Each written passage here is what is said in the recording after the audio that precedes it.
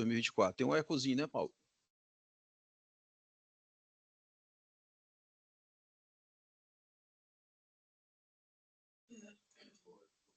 Aqui no...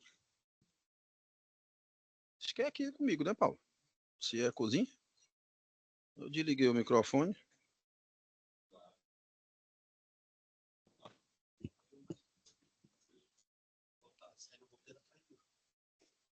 Não, tá certo, né? Ó, tá saindo. Bom.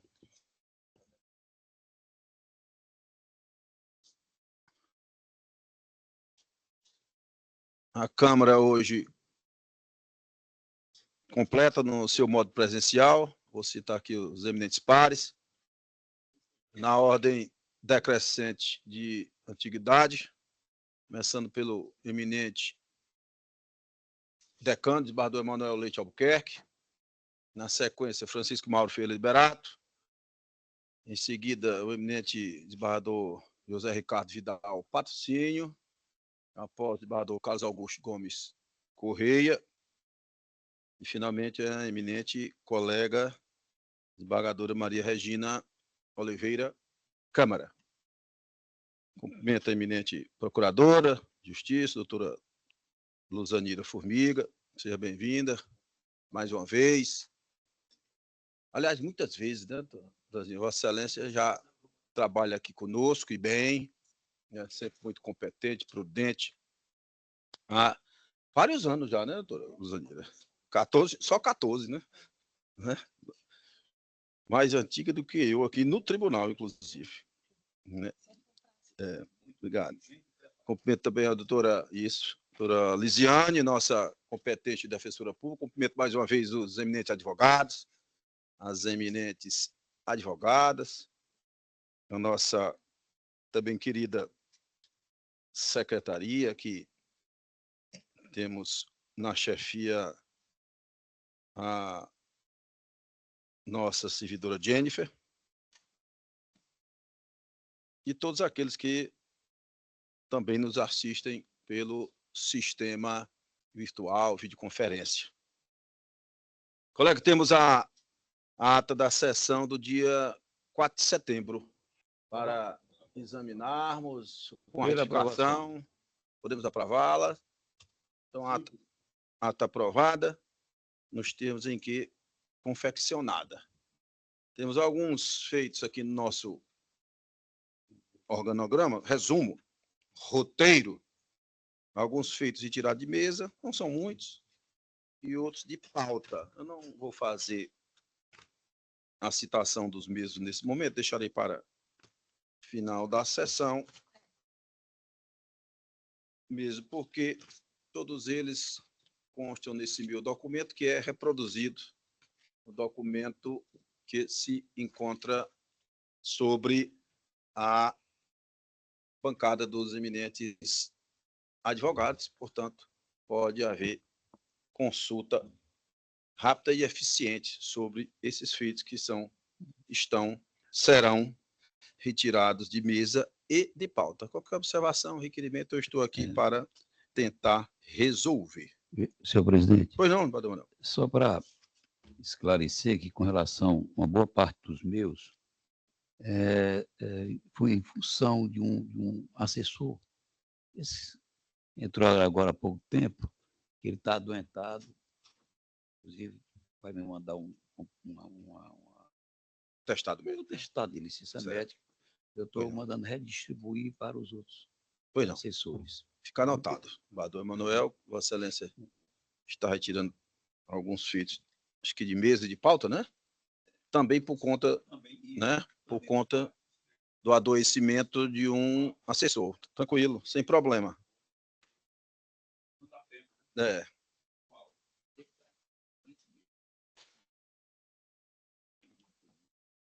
Pois não, Badão. Temos dois pedidos aqui, só de preferência, sem sustentação oral, e, portanto, se resume esses pedidos no anúncio do resultado do julgamento, que eu farei nesse momento. De forma bem sucinta. O primeiro deles é o 238, É o agravo instrumento de Fortaleza. Gravante Lieber Brasil Indústria e Comércio de Máquinas e Equipamentos, Eireli. Gravada LOX, Locação de Veículos Pesados e Equipamentos Limitada, em recuperação judicial. Relator do desembargador Carlos Augusto Gomes Correia. Julgamento está unânime e o resultado é o seguinte: o agravo foi conhecido e provido, como eu já disse, sem discrepância de votos.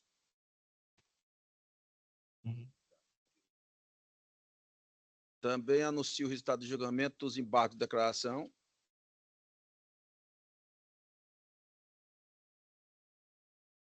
Possíveis. Embargante Fábio Alberto Nunes Cavalcante. Embargado Jorge Luiz Pereira Cavalcante, relatoria do nosso decano, desembargador Emanuel.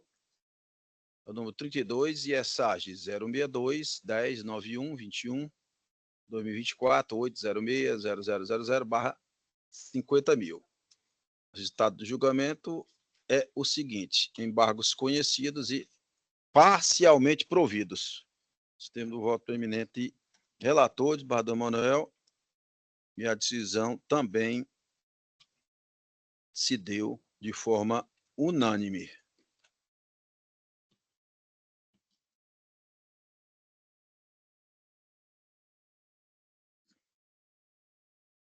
Desembargador Emanuel, eu indago a Vossa Excelência porque há um pedido de preferência naqueles feitos de Vossa Excelência, como relator, são dois, pediu vista.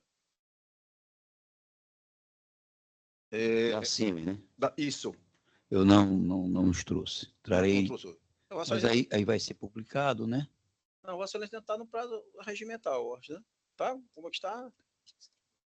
É vista da vista. Eu acho que agora é pauta. É pauta.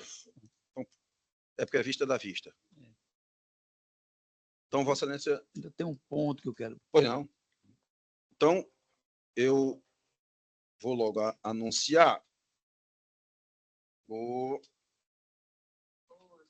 adiamento do julgamento dos agravos internos 326 e 325. 326 é agravante CIMI, Construção e Montagem Limitada, gravada JMS Cunha, Locação de Máquinas e Equipamentos Limitada. É SAG 0870 614 64 2014 8060001/50.000.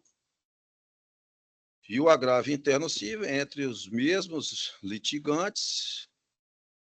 É da nossa situação. Número do 325. SAG é o seguinte: 0162 449 35 2015 806 0001/50.000.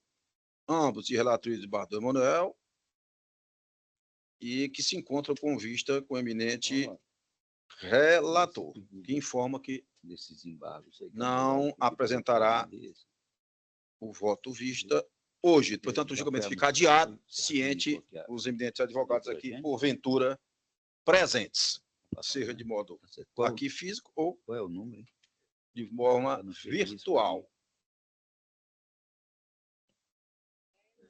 E essa haverá necessidade de republicação da pauta, né, Alex? É com republicação da pauta, esses dois.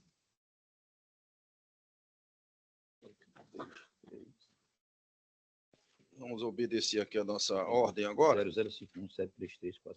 Tá bom, obrigado. Tá bom, então, um abraço.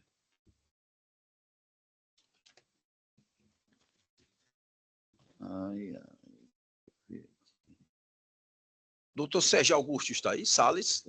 Doutor Salles, esse feito de minha relatoria, apelação civil 023, 23, novamente, 21, 93, 2022, 806, 0001, apelante A2M Participações S.A., de apelado Multipac Embalagem do Nordeste Eireli, de minha relatoria, o número 91. Eu vou retirar de mesa, doutor. Tá certo? O voto precisa de alguns ajustes. Pelejei, a expressão foi essa, para trazê-lo até o presente momento, que eu faria aqui a apresentação, como de costume, de forma oral, por os eminentes pares, após a sustentação oral de Vossa Excelência, mas não deu tempo. Tá certo? Então, próxima semana, com certeza, ele será julgado.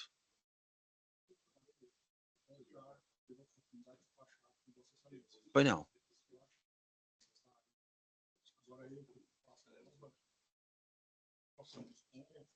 Doutor, esse juízo aí, quem faz é Vossa Excelência e a doutora Marília, né? Se Vossa Excelência entender. Não, não precisa mais expediente. Ele se...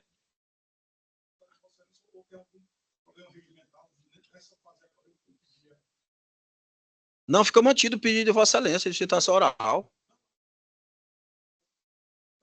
Vossa Excelência quer despachar novamente? Não tem nenhum problema também, viu? Então, eu entendi mal aí a argumentação de Vossa Excelência. Então, próxima semana, quarta-feira, com certeza eu trarei.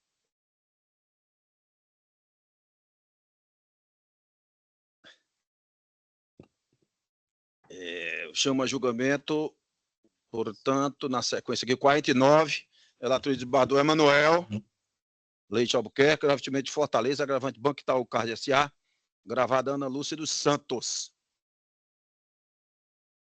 062 6943 26 2024 80600 é o número do sistema de automação da Justiça, o famoso SAGE. Requeriu sustentação oral agravada, através do Dr. José Alenísio Moreira Júnior. Já se encontra aqui presente.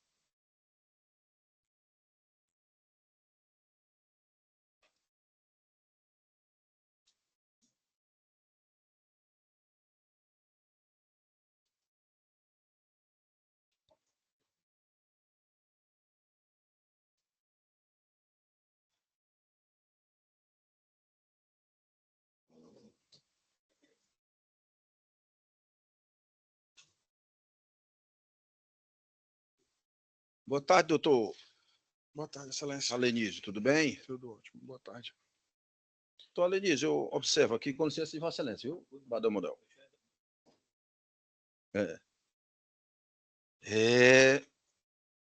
Doutor Alenísio, o voto do eminente relator, de Badão Emanuel, que no nosso sistema provisório, que já se encontra sem discrepância de votos, a proposta de Sua Excelência, o relator, de Badão Emanuel, no sentido de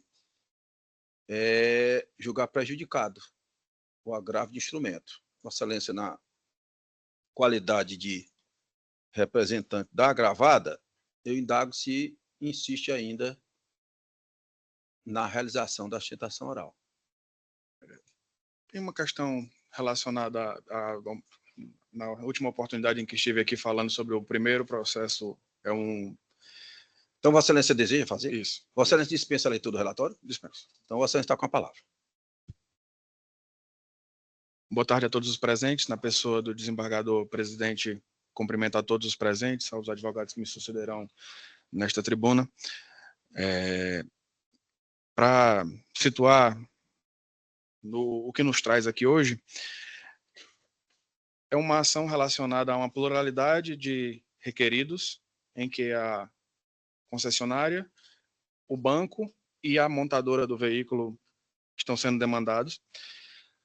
Na última oportunidade em que houve o julgamento de um outro agravo, foi um agravo interposto pela concessionária do veículo, que foi considerado procedente no sentido de suspensão da medida liminar concedida em primeiro grau. O que eu achei importante trazer a oralidade a agravada nesse momento o fato de que cada um dos requeridos tem um efeito diverso no ato da decisão do primeiro grau. Note que, ao passo que a última decisão suspendeu a liminar por completo e agora apenas um dos requeridos trata da questão meritória exclusivamente sobre o contrato de financiamento, excede de pedido da agravada que se mantenha pelo menos a suspensão do pagamento recorrente feito mensalmente a título disso, das parcelas do financiamento. Note, a construção do que se pede nesse momento não é que seja revisto o que já foi decidido. É que, em sede do agravo interposto pelo banco recorrente, que, se não decidido pela suspensão do que foi da suspensão, que seja considerada a possibilidade de suspensão tão somente no que vai trazer a irreversibilidade arguída no momento do julgamento, do primeiro julgamento. Explico. Foi tratado como matéria fundamental, o fundamento central do voto de Vossas Excelências no julgamento do último agravo, a possibilidade de irreversibilidade da decisão. Trago, para aclarar, consigo parafrasear, inclusive, que Vossa Excelência, o desembargador presidente, disse que em toda a sua experiência não havia conseguido pensar um caso sequer que houvesse possibilidade de reversão envolvendo uma pessoa física de uma condenação relacionada a valores, restituição de valores. E data máxima vênia, não concordando, porque ao momento que fiz a sustentação, acreditava que existia uma ponderação entre bens jurídicos tutelados, em que de um lado havia o dinheiro, os valores das requeridas, e de outro, o risco à vida, enfim, a segurança, a moral da família que adquiriu o veículo. Ainda assim, pugna para que, se a intenção, no momento em que a cognição sumária não houve uma instrução suficiente para que fosse decidido o mérito do processo, que não se agrave o dano da requerente em permanecer pagando até que se alcance uma sentença de mérito transitada em julgado. Na verdade, o que se pugna nesse momento, acreditando que Vossas Excelências, com fundamento que entendo até como razoável, mas que nesse momento não seja possibilitado que o dano experimentado pela requerida hipossuficiente, notadamente com a proteção do direito do consumidor que vela sobre ela, para que não seja majorado esse prejuízo. Ao passo que vai facilitar, inclusive, uma reversibilidade, porque na medida em que eu não aumento o valor do crédito em que ela teria que ser restituída.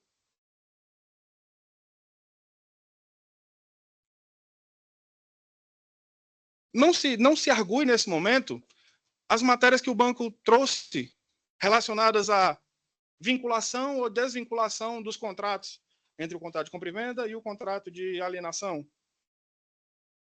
O que se argue aqui é a questão meritória que foi trazida pelo banco, inclusive, a irreversibilidade. E para não majorar um problema existente, notório, público, é um problema de majorar o valor que você vem pagando mensalmente. Na oportunidade em que eu fiz a sustentação da última vez, eu fiz questão de dizer o montante do comprometimento de renda da requerente em relação dessa parcela. Ultrapassa 60% de valor de comprometimento de renda. É uma circunstância que é necessário que Vossas Excelências apreciem esse pleito, porque é a voz que às vezes embarga, porque conheço pessoalmente a família e sei o quanto é difícil efetuar o pagamento dos valores correspondentes às parcelas. O que se pede aqui nesse momento não é que seja, no entendimento de Vossas Excelências, extinto o contrato, cancelado o contrato, restituído os valores, devolução do veículo, devolução do valor correspondente. Aqui não se espera isso. O que se espera é a suspensão do pagamento das parcelas até que seja decidido o mérito. Entendendo que o que já foi decidido em sede de agravo de instrumento na última oportunidade foi justamente que houvesse a suspensão da medida liminar concedida.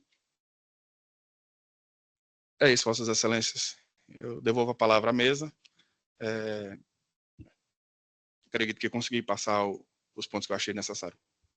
Pois não, doutor Alenísio. Antes de passar a palavra a Vossa Excelência, Badomonel, eu gostaria só de esclarecer, doutor Alenísio, que eu não tenho uma memória de computador de Badora Regina, mas eu É fácil, né? Porque está gravado. Mas ninguém vai atrás disso, não. O Talvez, número de sustentações que É. Vossa Excelência escuta é bem maior do que o que eu faço, então é Mas por isso eu- que eu consegui pensar. Mas eu, com certeza, devo ter dito de uma forma diferente o que Vossa Excelência aí arguiu, levantou, afirmou da tribuna, né? Que eu disse, que eu me recordo, que isso digo mais uma vez e reafirmo, que em liberação de valores, isso é o dia a dia, de vara cível, de quem já trabalha há muitos anos. Liberação de valores, depois que a parte embolsa esses valores, em muitos casos, é difícil se reaver esses valores quando há uma determinação em sentido contrário. Por exemplo, uma revogação de uma decisão judicial é difícil. Isso não é assim? E assim. eu peço desculpa até Vossa Excelência se Não, Vossa Excelência não. tiver entendido de maneira diversa. É. O que eu quis trazer para a minha sustentação foi exatamente a sua abordagem. Porque nesses casos, às vezes, entendo a como medida é razoável, irreversível. inclusive. Por que é que se determina, em muitos casos, Bador Zé Ricardo, uma caução firme, forte e robusta? Justamente por conta disso, né? E já diz aquela música, né? Dinheiro na mão é vendaval, né? Então, a minha experiência de muitos anos em vara civil, em Câmara de Direito Privado, é que, na maioria dos casos, se torna muito difícil se reaver esses valores, né? Porque a parte normalmente gasta logo esses valores, dá outros destinação, dissipa os valores. Foi exatamente a. Enfim, para. Mas é só esse ponto, doutor. Porque, evidentemente, doutor, né? Tem casos que não, né? Quem tem muita solidez, né? Por exemplo, um banco, né? Aí você pode reverter, né, desembargadora Regina? Não, entendemos que não é o caso. Tem lastro financeiro, né? O banco recebeu, não, agora se eu perder, vai ter que devolver. O banco não, normalmente se conseguirá, mas isso não é o normal. Mas, Bador Manuel, era só esse esclarecimento, né? E eu passo a palavra a Vossa Excelência. Pois não, senhor presidente. Cumprimentos aí a todos aqui, eu estou olhando, já estou cumprimentando. Está na forma virtual, a doutora Luziane. Os cumprimentos, doutora Luziane. Tudo em paz? Está me ouvindo? Parece-me que não. Mas vamos ver aqui. Sim, desembargador. Boa tarde. Boa tarde. Senhor presidente, o que está se pedindo agora nesse agravo de instrumento é o que já foi decidido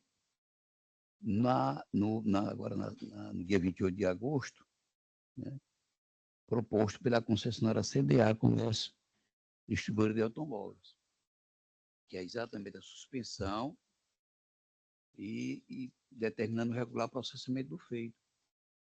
Então, há uma superveniência aqui que acaba causando a perda de objeto. Entendeu? Não tenho dúvida disso. Eu até digo aqui, olha, claramente, ó. Já acompanhei Vossa Excelência. É perfeito. A decisão interlocutória era combatida foi suspensa e determinado o regular processamento do feito, e tem um número, pois que a concessionária CDA Comercial ingressou com agravo de instrumento pedindo a mesma coisa. Entendeu? Aí eu digo aqui, tem o que o agravo de instrumento, que buscava tão somente a suspensividade e reforma da decisão a respeito da tutela concedida à hora agravada, perdeu o seu objeto, com o julgamento do feito interposto pela concessionária. Daí que, se o presente agravo, o vertente agravo, perdeu o objeto, né, pela perda superveniente. E parabenizando o doutor Calzic pela sustentação oral, é como eu voto, senhor presidente. Pois não, Bador Manuel. Na sequência, eu voto eu. Cumprimento mais uma vez, doutor Alenísio, pela sua sustentação oral e até pela vontade de fazer valer direito que a Constituinte de Vossa Excelência, que eu me lembro que essa senhora Ana Lúcia foi julgada há poucos dias, semana passada, atrasada, né? Se não foi uma semana, faz duas no máximo. Me lembro, eu recordo bem desse feito. Parabéns, Vossa Excelência, pelo denor, da vontade, né, de defender bem a Constituinte de Vossa Excelência, a agravada. Mas aqui, doutor... 28 de agosto. 28 de agosto, doutor Alenísio, como muito bem disse o eminente relator, não dá. Uma linguagem simples e direta do povo. A Constituinte de Vossa Excelência, a senhora Ana, ela intentou uma ação reparatória, com restituição de valores. Eu me lembrei, um veículo que deu problema algumas vezes. E foi uma tutela antecipada que nós entendemos, e eu continuo com o mesmíssimo entendimento, de que era uma tutela super, hiper satisfativa, adiantando o método de forma muito drástica e irreversível. Daí foi o motivo da Câmara. O juiz já extinguiu o contrato. Isso, mandou devolver os valores, entregar bem. Então, sem uma prova, e ainda digo passar, uma cognição sumária, né, rápida, né, sem uma cognição exauriente, de forma assodada, reconheço e reafirmo, aquele julgamento do dia 28. Então, a Constituinte de Vossa Excelência, senhora Ana, ela entrou com a ação em face de várias pessoas jurídicas, com um desconsórcio passivo necessário. E um dos desconsórcios é o Banco Itaú, que é recorrente hoje. Ele é agravante hoje. Naquela oportunidade, do dia 28, a recorrente do Zé Ricardo era a concessionária, mas era o mesmo pedido de suspensão daquela exata decisão. Não é? Então, no dia 28, em um recurso da concessionária, se suspendeu totalmente a decisão do magistrado, que é a mesmíssima que é atacada aqui hoje. Então, eu indago, qual é a utilidade e necessidade atual desse agravo instrumento? Foi até uma pergunta que foi feita no ato lá do dia 28. Que eu estou julgando agora, certo? Então, qual é a utilidade e necessidade da permanência desse segundo agravo instrumento interposto por outros consórcios? Nenhuma. Que o objeto pretendido nesse agravo instrumento já foi resolvido no primeiro. E aí eu estou, além disso, com todo respeito a Vossa Excelência quer aqui, na condição de agravada, uma providência que nem requerida no recurso foi, que é o requerimento que Vossa Excelência faz aí de suspensão de pagamento. Vossa Excelência inova aqui as claras, né, aqui da tribuna, onde Vossa Excelência, na figura de agravada, representando, e muito bem, a agravada. Então, seja por um aspecto, seja por outro, não é, com uma nítida inovação, não é possível, de forma nenhuma, o meio não é este, que Vossa Excelência arguiu aqui da tribuna presencial, com todo respeito a Vossa Excelência, certo? Então, eu acompanho Vossa Excelência na integralidade. Isso é muito simples isso aqui, né? Não tem dúvida. Não, e o senhor presidente, e se os dois estivessem aqui, eles seriam julgados conjuntamente, que existe a conexão. As partes são diferentes, mas não impede a conexão. Pois não. Bado José Não Ricardo. impediria. Muito obrigado, senhor presidente. Também cumprimentar aqui o nobre causídico, mas a matéria não exige maiores indagações. Eu confirmo o voto provisório e acompanho o eminente relator e ressalto também que o agravo de instrumento que está sendo julgado já poderia ter sido feito por ocasião do anterior. Poderia? Né? Sem problema nenhum. Perfeito, eu falei, pela conexidade. Apenas por uma questão... É até que a gente tem trazido tudo aqui para o colegiado. Né? Até o usual, né? É usual, Perfeito. Quase toda semana. Então, anuncio o resultado do julgamento, agravo de instrumento não conhecido, pois prejudicado. Obrigado, excelências. Ótima tarde. Decisão unânime. Boa tarde, doutor. Boa tarde, doutor.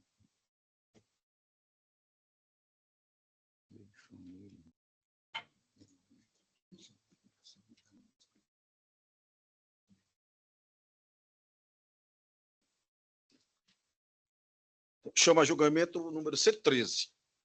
Agravo de instrumento de Fortaleza. Agravante SP Indústria Distribuidora de Petróleo Limitada.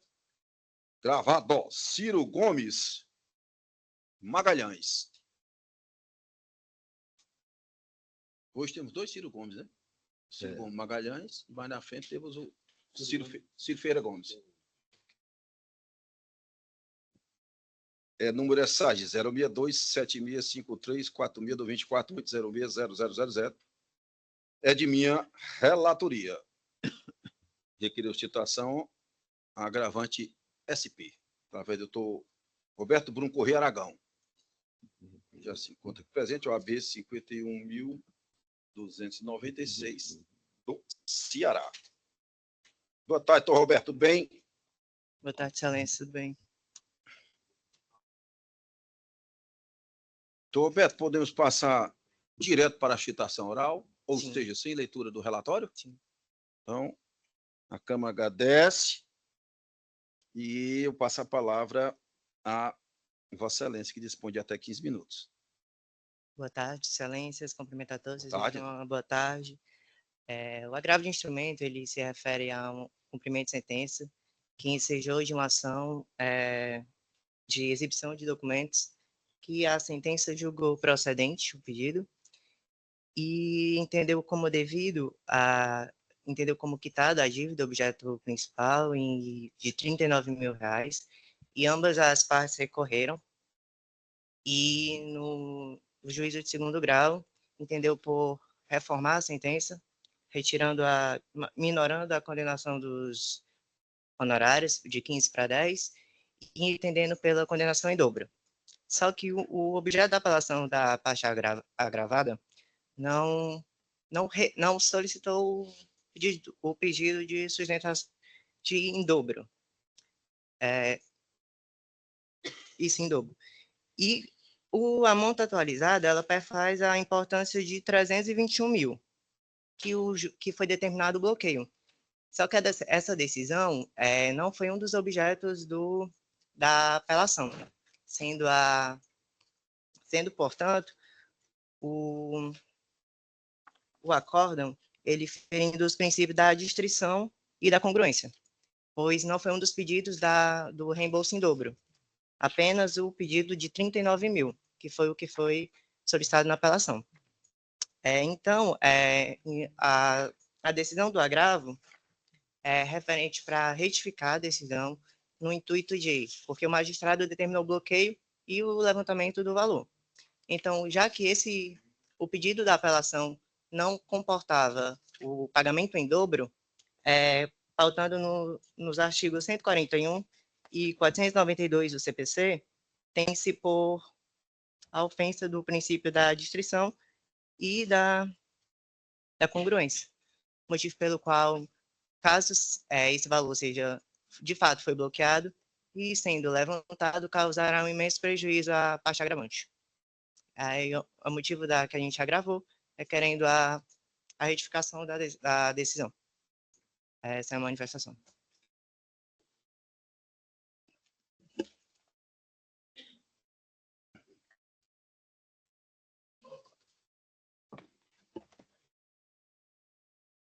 Eita, aqui está um pouco coxado. Muito bem, doutor Roberto Bruno. Cumprimento Vossa Excelência mais uma vez. Agradeço a sustentação oral. Mas, colegas, eu já também meu voto aqui, singelo. Curtinho, viu, Bárbara Regina? Não é longo, não. Foi direto ao ponto. Mas eu tenho um entendimento muito diferente do doutor Roberto. E eu gostaria aqui só de motivar em respeito ao cliente de Vossa Excelência. Primeiro, a nossa Constituição Federal manda motivar todas as decisões, respeito ao cliente de Vossa Excelência, e também, evidentemente, a Vossa Excelência que veio aqui sustentar aqui da tribuna presencial. Mas, colegas, eu vou fazer aqui uma rápida contextualização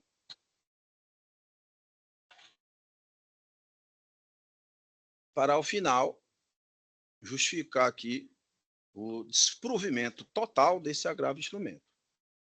Primeira coisa, houve uma ação ordinária, desembargador Patrocínio, Vossa Excelência que faz parte da turma julgadora, desembargador Carlos Augusto, houve uma ação ordinária que imputou débito de hoje de uma monta de mais de R$300 mil em desfavor da agravante. Primeira coisa, é uma sentença transitada em julgado.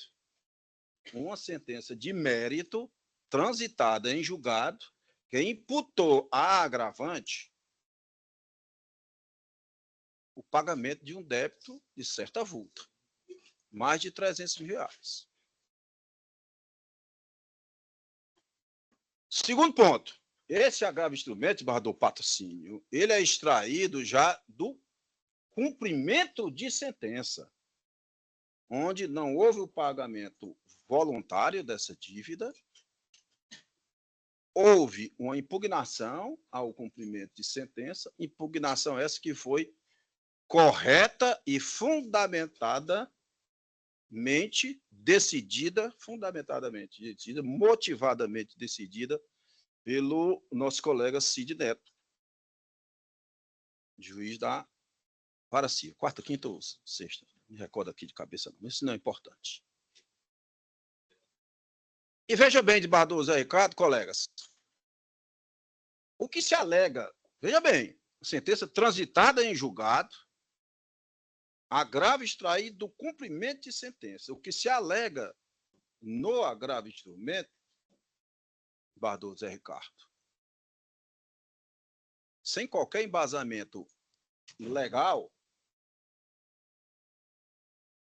é que o acórdão não tinha respeitado o princípio da correlação à destruição, que o valor está exagerado. Todas as matérias já decididas com trânsito em julgado na ação de conhecimento. Esse agravo não tem um condão, linguagem simples e direta, não tem um agravo extraído do cumprimento de sentença, não tem o condão de revisitar, revalorar, rejulgar de forma nenhuma as matérias que já foram decididas na ação de conhecimento através de uma sentença imutável. As matérias que poderiam ser levantadas neste agravo instrumento, repito, desculpa a redundância, extraído de um cumprimento de sentença, eram exclusivamente as do 526, que trata de matéria taxativa, que são várias, nós sabemos, né? Ilegitimidade de parte, certa execução, penhora incorreta, falta unidade da citação, se na fase de conhecimento do processo, nenhuma dessas hipóteses está presente. Quer-se, ou até aqui um pouquinho mais, quer-se valer a agravante, com todo respeito, de um singelo agravo instrumento, como se tivesse força de uma rescisória. Na realidade é isso. E eu digo de passagem, foi aforada uma ação rescisória. A Excelência não fez referência aqui da tribuna presencial, mas foi aforada uma ação rescisória. E eu digo aqui do meu singelo voto que prossegue-se com o cumprimento de sentença. Sem dúvida. Por quê? Porque nessa rescisória que foi interposta, não foi concedida nenhuma tutela de urgência para a desembargadora Regina suspender o cumprimento do acordo transitado e julgado. E eu ainda vou mais um pouquinho, desembargador Zé Carlos, só para fechar. Há uma perfeita sintonia aqui, nesse cumprimento de sentença, daquilo que foi decidido no título executivo judicial transitado em julgado com o que se pediu no cumprimento de sentença. Em linguagem mais simples ainda, o cumprimento de sentença está exatamente como consta no acórdão que se pretende agora rescindir com esse meio autônomo de impugnações das decisões judiciais, que é uma ação rescisória. Então, não há nenhum aspecto aqui a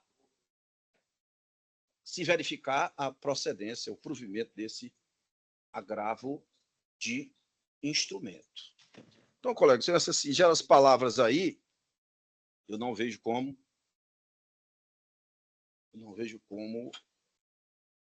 prover esse agachamento, estou negando-lhe provimento. Desembargador Zé Ricardo. Voto provisório, acompanho Vossa Excelência. Desembargador Carlos. Boa tarde, senhor presidente. Boa tarde, eminentes pares, advogados. Acompanho Vossa Excelência, senhor presidente. Pois não. Torna-se o resultado do julgamento agravo instrumento conhecido, entretanto, não provido. Nos termos do voto do relator, decisão unânime. O julgamento está encerrado. Agradeço a presença do doutor Roberto Bruno, mais uma vez. Obrigado, excelências. Boa tarde. Até logo, doutor. Oi?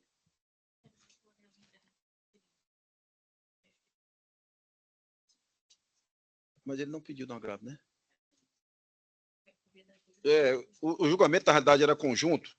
Eu devia ter anunciado aqui, mas vamos a ele aqui. O agravo interno civil. Agravante é a mesma SP, agravado Ciro, número é SAIS 062 7653462024806000/50 mil. Esse agravo interno está prejudicado, colegas. Porque ele combate a decisão denegatória da suspensividade requerida no agravo instrumento que nós acabamos de decidir. Como houve o julgamento do agravo instrumento pelo desprovimento, prejudicado o interno, porque houve a substituição da decisão atacada agora pelo mérito do agravo de instrumento. De acordo, Bador Ricardo? Perfeito. Mas não houve pedido de sustentação desse. De acordo, Bador Carlos? Então, agravo interno prejudicado, que é o C14. Não, não. Então, chama julgamento agora a apelação Cid Fortaleza. Apelante Eunilson Lopes Oliveira, apelado Ciro Ferreira Gomes, relator de Bador José Ricardo Vidal Patrocínio, é o 165 da nossa pauta, número é SAG 0205-277-46-2015-806-0001. Requeriu sustentação oral o apelado, Ciro Ferreira Gomes, através do doutor Pedro Ângelo Pereira Mesquita.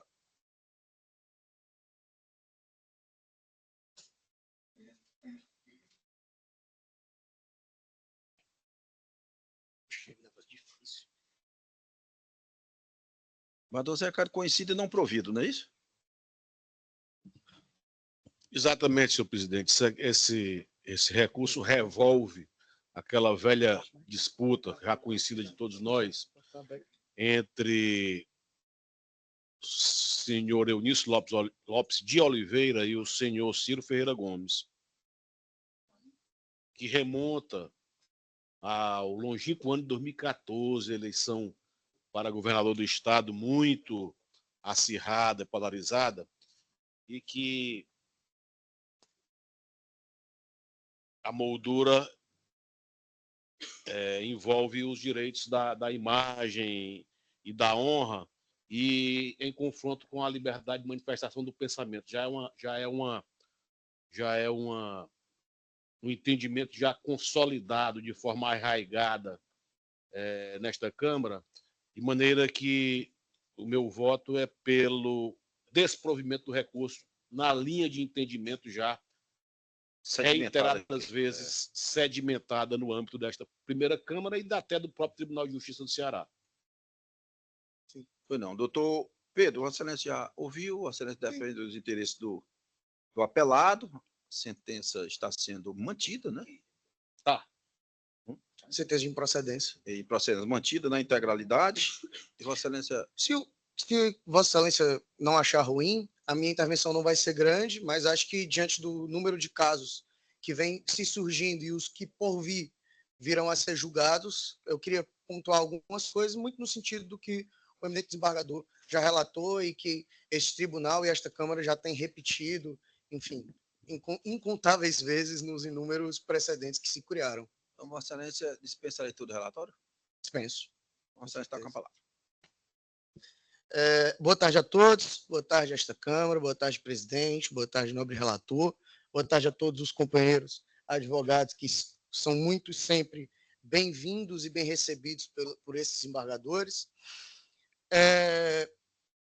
Trata-se aqui, como o desembargador relator já antecipou perfeitamente, de um daqueles vários casos do senhor Eunice Lopes de Oliveira contra o senhor Ciro Ferreira Gomes a respeito de publicações no Facebook do senhor Ciro Gomes ao longo do processo eleitoral de 2014, notadamente durante o período de campanha do enfim, processo eleitoral de 2014 das eleições para governo do Estado.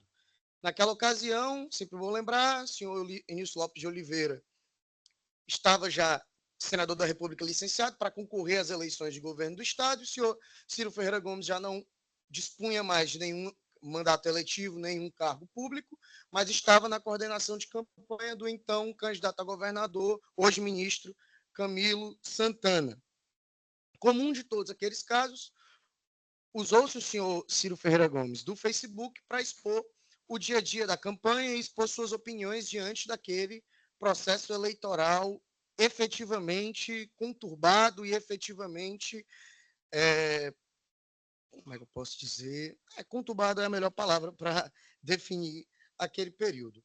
Então, trata-se aqui, notadamente, de um caso de conflitos de direitos fundamentais, a honra e a imagem do senhor Eunício Lopes de Oliveira, então candidato, e a liberdade de expressão e manifestação do pensamento do senhor Ciro Ferreira Gomes. Naquele caso, portanto, houve-se uma publicação no sentido de dar um aviso à militância que acompanhava as publicações e a campanha defendida pelo senhor Ciro Ferreira Gomes, afirmando que não haveria registrada nenhuma campanha, ou melhor, uma pesquisa eleitoral da Vox Populi no site e no sistema do Tribunal Regional Eleitoral, porquanto era estranha a notícia de ser vinculado tal pesquisa, e que a militância deveria, na verdade, continuar o trabalho estava sendo desempenhado ao longo da campanha. Foi isso a publicação, impetrou-se, portanto, essa ação de indenização por danos morais, devido a alguma forma de pensamento que não restou provada nos autos, de certo dano moral a ser percebido diante dessa publicação. Já na sentença de piso, foi pontuada e reiterada pelo eminente magistrado de primeiro grau que não há de se falar sobre dano moral por algumas situações fáticas bem definidas. O primeiro é o sentido da publicação, que não era uma publicação no sentido de atacar, mencionar, ou mesmo vilipendiar, de uma forma mais radical, a honra e a imagem do senhor Eunício Oliveira, então candidato, mas tão somente de alertar a toda a militância que acompanhava o outro lado da eleição, que era o lado defendido pelo senhor Ciro Gomes, de que não havia notícia no TRE, não havia registro no TRE de determinada pesquisa eleitoral, que colocava ali, talvez, a candidatura do senhor Ciro Gomes, ou melhor, a candidatura defendida do senhor Ciro Gomes de uma forma mais delicada nas eleições. Portanto, o foco da mensagem, em nenhum momento, isso foi reconhecido pela sentença de piso, foi novamente tratado em contra-razões de apelação. O foco da mensagem não era, nunca foi, e só da própria leitura daquilo que está acostado nos autos, percebe-se que era, na verdade, uma mensagem aos correligionários nos próximos dias da campanha. Outro ponto que foi ressaltado na sentença de piso, que vale a pena ser mencionado aqui e foi tratado em contra-razões de apelação, é o fato de sequer haver menção a nome ou imagem do apelante na publicação controvertida. Em momento nenhum no texto daquilo que foi posto, ou supostamente posto, como agressão à moral e à imagem, ou melhor, a honra e à imagem do senhor Eunício de Oliveira, sequer percebe-se a citação do seu nome, sequer percebe a menção à sua imagem, sequer percebe qualquer tipo de individualização, como é que eu posso dizer? Uma individualização explícita da imagem do apelante, e qualquer pessoa que não acompanha a política fosse assistir ou fosse ler aquela publicação, talvez tivesse dificuldade de entender sobre quem estava sendo em tese mencionado, ou sobre a que respeito de candidatura estava sendo contextualizado naquele momento. Portanto, aqui, em rápida síntese, nada mais é do que, como falei, como o eminente desembargador relator já antecipou, nada mais é do que mais um daqueles casos bem estabelecidos, bem fundamentados e bem tratados aqui por este tribunal e por esta Câmara, e que remonta efetivamente ao período eleitoral de 2014, como reconhecidamente nessa Câmara, é um período onde os ânimos ficam mais acirrados, onde é mais notável a crítica política, a crítica mais concisa, a crítica mais direcionada, apesar de não ser o caso desses autos, visto que a crítica aqui não houve sequer a vir a existir, tal qual era só uma mensagem a respeito da campanha, a respeito de pesquisas eleitorais, portanto, não há de se falar de dano, não há de se falar, por conseguinte, de indenização, e a sentença de piso, tal qual a jurisprudência regente, por assim dizer, neste tribunal, merece ser mantida e merece ser apreciada nesse caso. É isso, obrigado pela atenção, obrigado pela paciência, boa tarde a todos. Pugnem-se, portanto, para que se mantenha a sentença, tornando o pedido improcedente da ação e da exordial. Obrigado. Pois não, doutor Pedro, passa a palavra ao relator para proferir o voto. Muito obrigado, senhor presidente. Parabenizar aqui o doutor Pedro Ângelo pela sustentação oral, mas eu já havia adiantado, senhor presidente, que nós estamos tratando aqui do mais do mesmo. Nós estamos tratando do mesmo assunto já repetidas vezes, né? E no caso aqui não é diferente.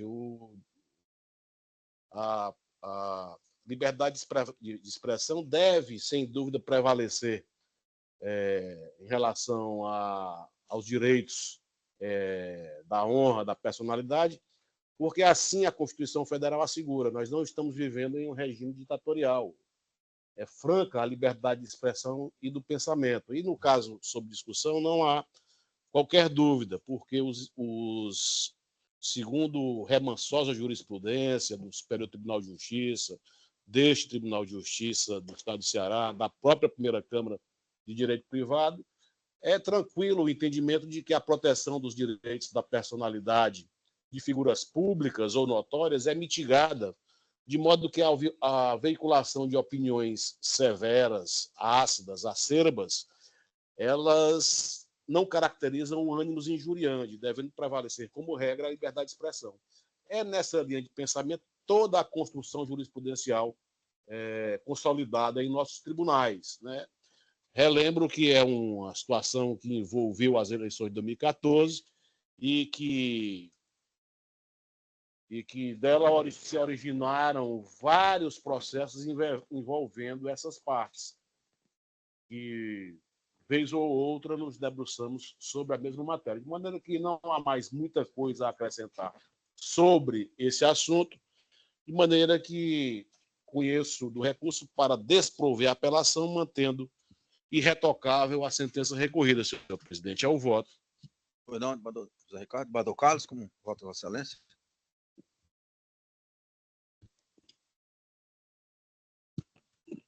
Pois não, senhor presidente.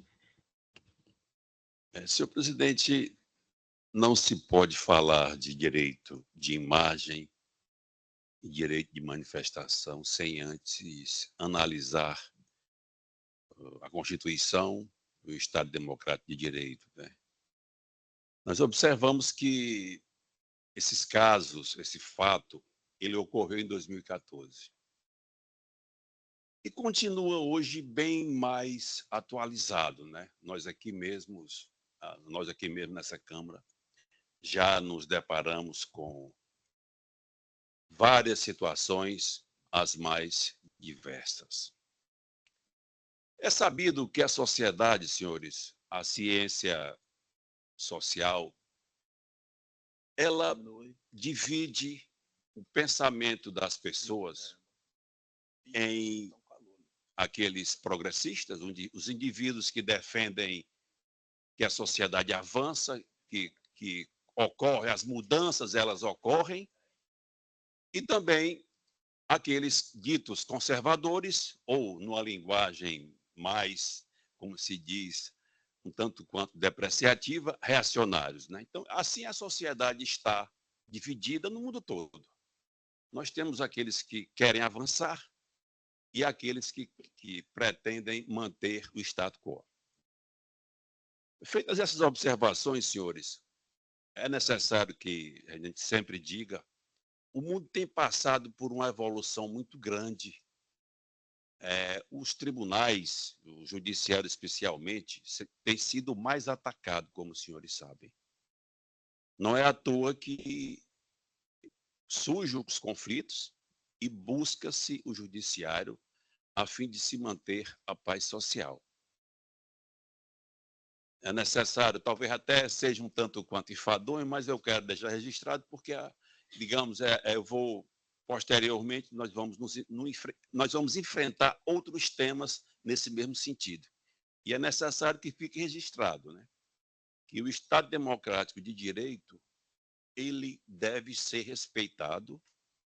E nós estamos, se eu estou falando aqui agora, se o desembargador Ricardo proferiu o voto dele com a liberdade, esse voto é graças ao Estado Democrático de Direito, que no ano passado, por pouco, nós não deixamos de estar aqui hoje.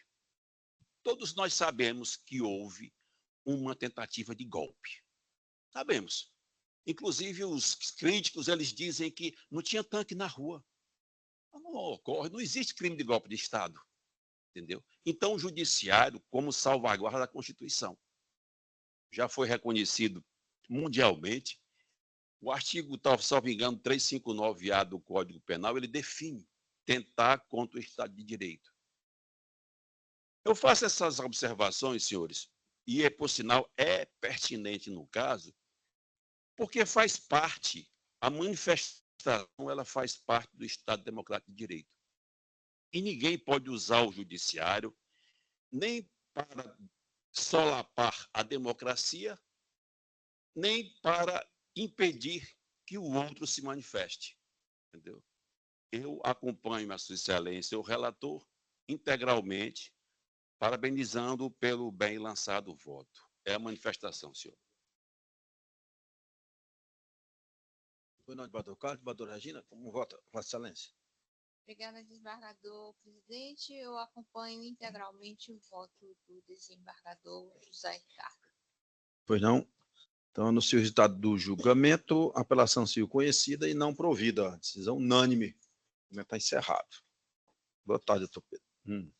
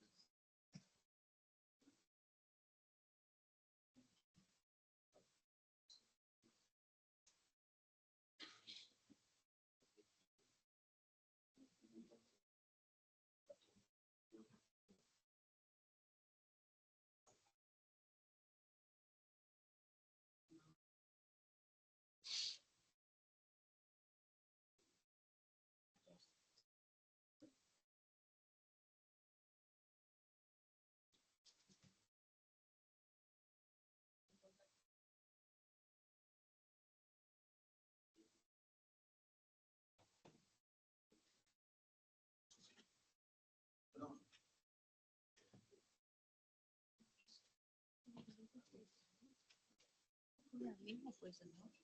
Aí, esse aqui ele está dando provimento à ação. A ação conhecida e provida.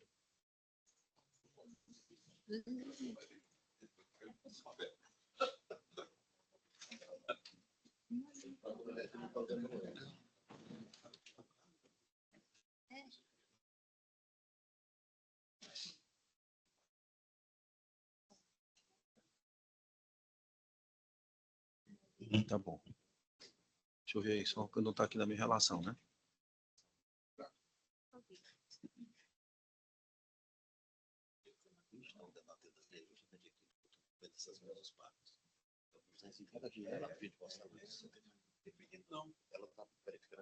Eu chamo a julgamento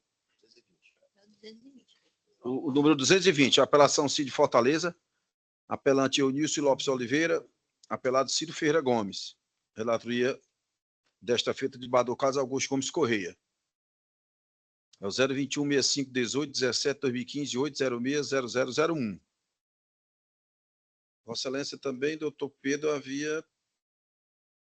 pediu citação oral, mas aqui não, doutor, só se Vossa Excelência tem procuração, pelo menos aqui no resumo, consta o doutor Hélio Parente e André Garcia.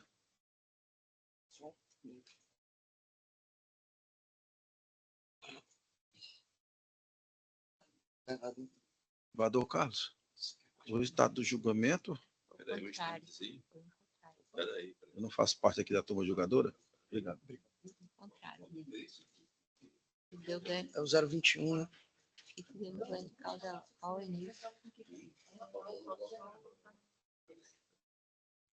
Senhor presidente, pela ordem, eu havia, na verdade, cronologicamente, eu já fiz a sustentação nesse processo, foi retirado de pauta, salvo engano pelo regimento, posso solicitar de novo. Havia solicitado e, em verdade, a Câmara respondeu dizendo que eu já havia sustentado e não haveria necessidade de repetir a sustentação. Foi equívoco? Ela não participou, ela estava ausente naquela sessão, acho que estava de férias. Como houve mudança da turma jogadora, é permitido pelo regimento. Exatamente. É que Você vai realizar? Bom, posso fazer em pequenos minutos. Não, mas não está unânime. Você dispensa a leitura do relatório? Não, ele não está unânime, não. Talvez. Não está unânime, foi o que eu disse. Então, vamos prosseguir. Você dispensa a leitura do relatório? Não, gostaria de, se pudesse ler o relatório. Então, vai do caso, por obséquio.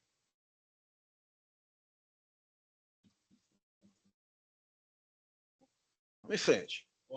Avante. Sempre em frente.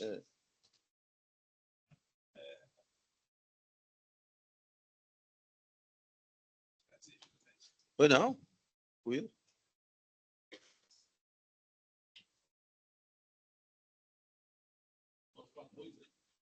Não. É outro. Trata-se de recurso de apelação civil interposto por Eunício Lopes de Oliveira, em face de sentença proferida pelo juízo da 23ª Vara Civil da Comarca de Fortaleza, que julgou procedente o pedido da inaugural, condenando o insurgente ao pagamento de R$50 mil a título de danos morais nos autos da ação de indenização por danos morais ajuizada pelo autor Ciro Ferreira Gomes, ora apelado. Para maior esclarecimento, transcrevo abaixo trecho da sentença, folhas 98/105, proferida pelo juiz Acó. Ante o exposto, e o que mais dos autos consta, julgo procedente o pedido inaugural, declarando resolvido o mérito do processo, nos termos do artigo 487, inciso 1º, inciso 1 do CPC, para condenar o requerido Eunício Oliveira, no caso, ao pagamento do valor de R$50 mil a título de danos morais, devendo tal quantia ser corrigida, contando com correção monetária pelo INPC e juros de 1% ao mês, a contar deste arbitramento, de acordo com a súmula 362 do STJ. Sucumbente à parte requerida, condeno-a ao pagamento das custas, despesas processuais e honorários advocatícios que fixo em 10% sobre o valor da causa, atualizado pelo INPC a partir da citação, nos termos do artigo 85, parágrafo 2º do CPC. Nas razões recursais, folha 108/128, a parte apelante pleiteia a reforma do decisum proferido pelo juízo. Aqui foi um erro de piso, que eu não gosto desse nome. Juiz de primeiro grau, vou corrigir isso aqui por ocasião, né? Muito bem, negócio de piso não existe. É juiz de primeiro grau, segundo grau, tribunais superiores, né? Sob o argumento de que os comentários feitos por ele foram feitos no exercício do munus público, pois destaca que é senador e que estava exercendo a atividade fiscalizatória, detendo, portanto, imunidade material nos termos do artigo 53 da Constituição Federal. Ao final, requer conhecimento e provimento ao presente recurso de apelação, de modo a reformar a sentença recorrida, pugnando-se pela improcedência da ação e a condenação da parte autora ao pagamento de honorários sucumbenciais. Subsidiariamente, pugna pelo parcial provimento para reduzir o quanto indenizatório para o patamar de R$5.000. Contra razões às folhas 135/160, rechaçando os argumentos apresentados pelo apelante e pugnando pelo desprovimento do recurso. O apelado juntou petição requestando subestabelecimento, com reservas, ao doutor Pedro Ângelo Pereira Mesquita, brasileiro, advogado inscrito na OAB, sob o número 52912, as folhas 177/178. Termo de audiência, as folhas 168 e 170, a qual restou infrutífera. É o relatório, senhor presidente. Eminentes pares. Obrigado, desembargador Carlos. Eu passo a palavra a Vossa Excelência. Obrigado. Boa tarde novamente. Boa tarde. Agora, devidamente, cumprimentar a membro do Ministério Público, a nossa defensora que está acompanhando a sessão online, que havia esquecido da primeira vez. E, nesse sentido, vou começar prometendo não tomar tanto tempo dos senhores novamente. Novamente, também, saúdo os colegas advogados que estão aqui ainda acompanhando a sessão. Enfim, trata-se, como o nobre relator trouxe perfeitamente em seu relatório, perdão da redundância, de ação diversa daquela que, inclusive, acabamos de debater. Isto porque trata-se, num primeiro momento, de uma ação de indenização por danos morais impetrada não pelo senhor Eunício, mas pelo senhor Ciro Gomes, em razão inicial de entrevista concedida pelo senhor Eunício Oliveira à Rádio CBN O Povo, que converteu em matéria escrita de ampla circulação no jornal O Povo e que ficou de conhecimento público. No ato desta entrevista, o senhor Eunício de Oliveira passa o período do tempo da entrevista verdadeiramente se valendo daquele espaço para causar e transgredir no direito de liberdade de manifestação, atacando, vilipendiando a honra e a imagem do senhor Ciro Ferreira Gomes, que naquela ocasião, salvo engano, no ano de 2016, final de 2015, início de 2016, só confirmar a data aqui para... Em 7 de novembro de 2015, naquela ocasião, o senhor Ciro Ferreira Gomes já não representava ou era titular de nenhum mandato eletivo, nem mesmo fazia juiz de nenhum cargo público. Era, na verdade, ainda um advogado, salvo engano, nem filiado ao partido político que hoje está afiliado e ao qual disputou posteriormente, 3 anos depois, pelo menos em 2018, novos mandatos eletivos. Nesse caso, houveram algumas declarações que foram bem definidas e bem esclarecidas, tanto na inicial quanto nas contrarrazões de apelação.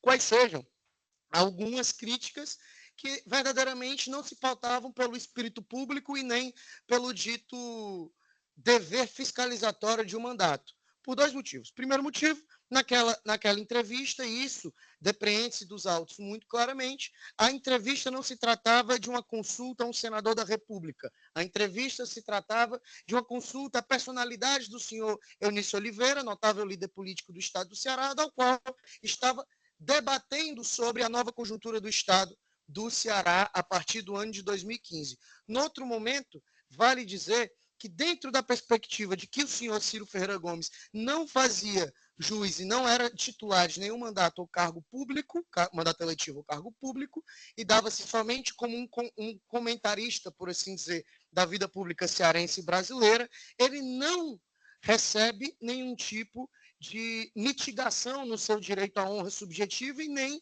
mitigação no seu direito à imagem.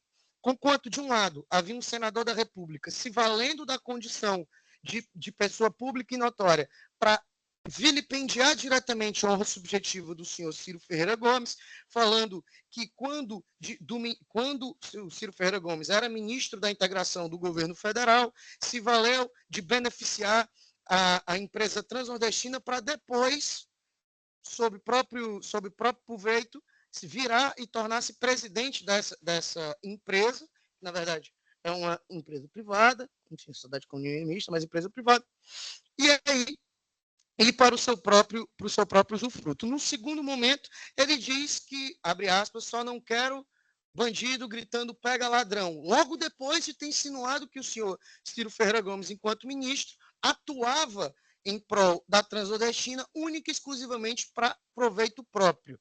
Esses são os fatos. Os fatos estão dados e os fatos, portanto, agora vou diferenciá-los do que se rege na jurisprudência dessa Câmara e jurisprudência deste tribunal. O primeiro ponto, que é fundamental para compreender a diferença desse caso, é verdadeiramente o período e o meio em que se deu as críticas desarrazoadas do senhor Eunício Oliveira.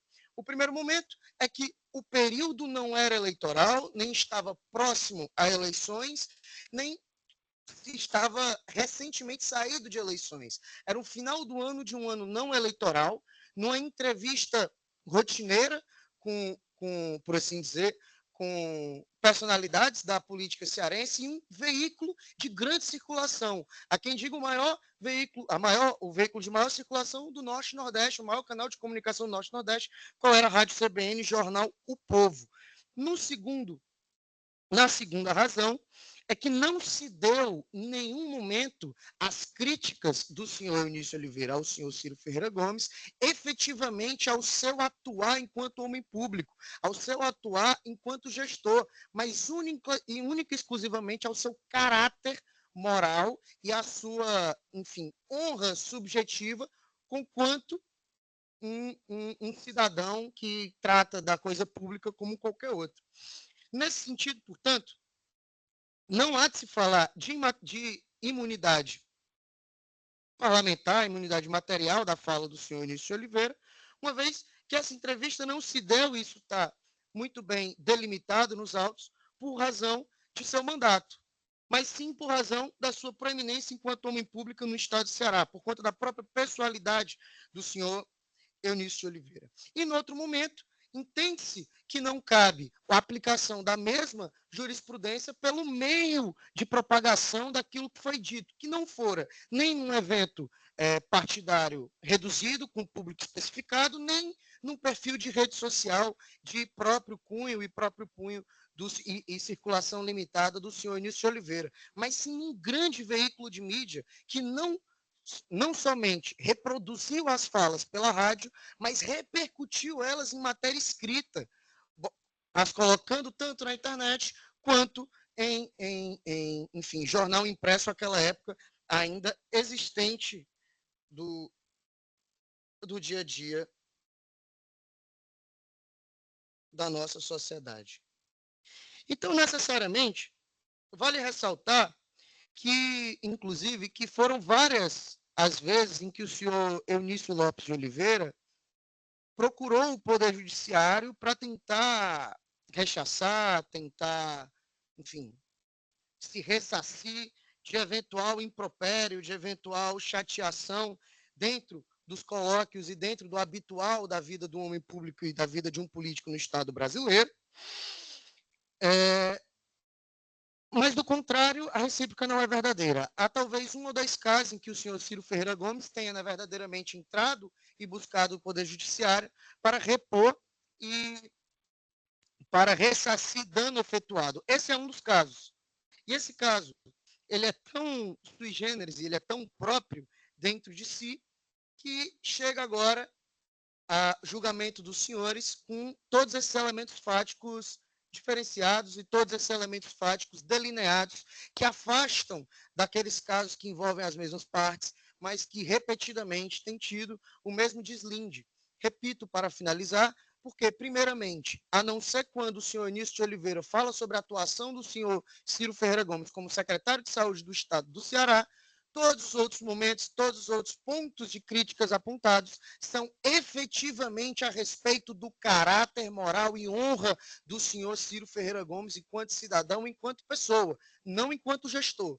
Isso é fundamentalmente, e nem enquanto candidato, nem enquanto homem posto a campanhas eleitorais por conta do contexto que estava vivido. Então, isso é fundamentalmente, fundamentalmente fulcral é muito bom, mas fundamentalmente necessário e fundamentalmente importante para o deslinde desse caso. E outro momento também que revela que as críticas elas perpassaram do habitual e do esperado dentro do círculo público e do ciclo de críticas recíprocas postas por agentes públicos do Estado do Ceará é a respeito do ânimo calunioso e ânimo difamatório que o senhor Eunício Oliveira se propõe a assumir nesta entrevista, visto que passa alguns minutos da entrevista colocando e anunciando certos comportamentos indevidos e comportamentos criminosos que o senhor Ciro Ferreira Gomes teria tido, ou pelo menos comportamentos imorais que o senhor Ciro Ferreira Gomes teria tido enquanto ministro, enquanto candidato, enquanto pessoa que só olhava para o seu próprio bolso, que fora ministro e colocara dinheiro na Transnordestina simplesmente para quando deixasse de ser ministro e assumisse emprego na iniciativa privada, colocasse esse dinheiro no próprio bolso. Então, esses elementos, e logo depois chamar ele de batedor de carteira, enfim, falar que não quer batedor de carteira chamando pega ladrão, esses elementos agressivos, esses elementos que são fáticos e incontroversos dessa lide, na verdade, denotam a diferença dela com os demais precedentes dessa casa e denotam a necessária manutenção da sentença de primeiro grau, onde o juiz reconhece a agressão à honra e à imagem do senhor Ciro Ferreira Gomes e condena o senhor Eunício Lopes de Oliveira à indenização devida pelo vilipêndio, agressão desmedida e de grande circulação à imagem e honra do cidadão senhor Ciro Ferreira Gomes. É isso. Obrigado novamente pela paciência e pugna-se pela manutenção da sentença de piso, com a procedência do pedido inicial e a manutenção da indenização no valor inicial, subsidiariamente, tão somente com a minoração do valor a ser indenizado. Obrigado. Não. Pedro, passa a palavra ao eminente relator, Carlos. Pois não, senhor presidente, eminentes pares, renovando aqui os cumprimentos. Instantezinho aqui. Poderia até, se a minha fala anterior tivesse sido escrita, né, poderia usar agora nesse momento. Mas serve também, claro, vai ficar gravado. Eu vou pedir para a assessoria inserir no voto, entendeu? No voto escrito. Senhor presidente, essa é mais uma daquelas ações. O desembargador Ricardo agora julgou uma agora há pouco. Eu fui relator de uma, salvo engano, essa é a segunda. Eu creio que, segundo aí cálculos, tenhamos mais de 40 processos, quiçá 50 envolvendo esses dois senhores conhecidos da política, né, cearense, por que não dizer nacional. A atividade, senhores, a atividade política, ela, por demais, os debates, os embates, conforme nós observamos, e eu coloquei anteriormente no voto, esse é um tema bem atual. É um tema bem atual. Nós estamos aqui, digamos, vamos fazer 10 anos em que esses fatos ocorreram E esse tema continua atual mais do que nunca com as redes sociais, e creio eu que surgirá alguma norma para regulamentá-las, né, também. Um processo anterior que foi julgado da minha relatoria também foi oriundo de rede social, e esse processo agora trata-se de uma entrevista que o senhor Eunício, né, prestou, né, ao povo online. À época, o senador Eunício exercia o mandato de senador, entendeu? E nós temos também um outro componente que seria a inviolabilidade das palavras do senador, que em 2014 ele concorria ao governo.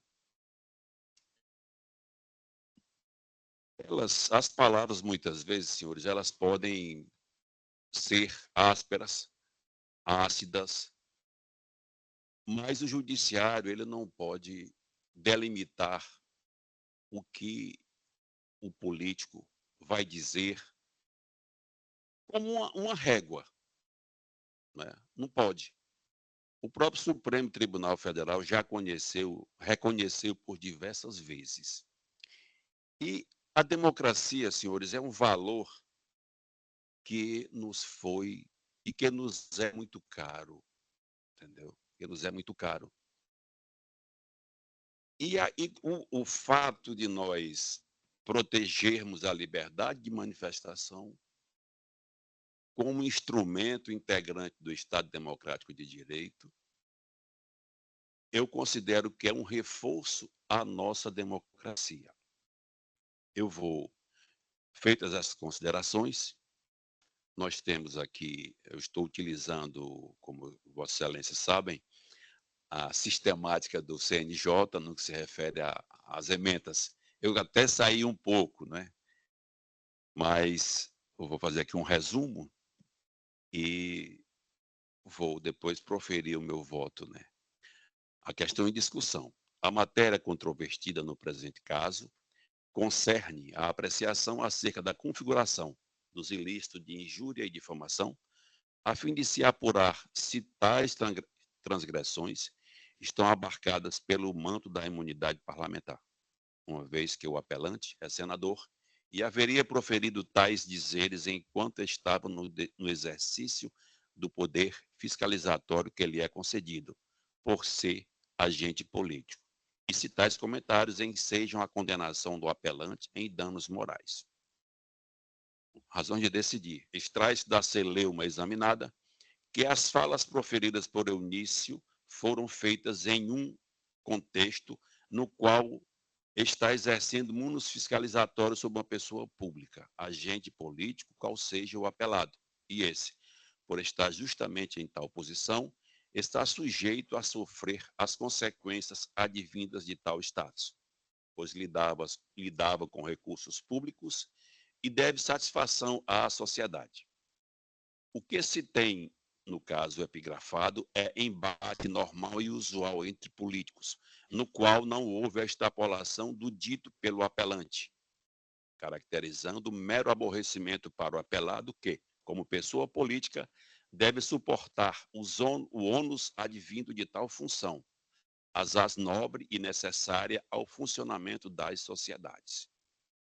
O ora apelante possui o mundo de senador, e ao proferir as falas contra o apelado, estava o apelante no exercício do seu munus político.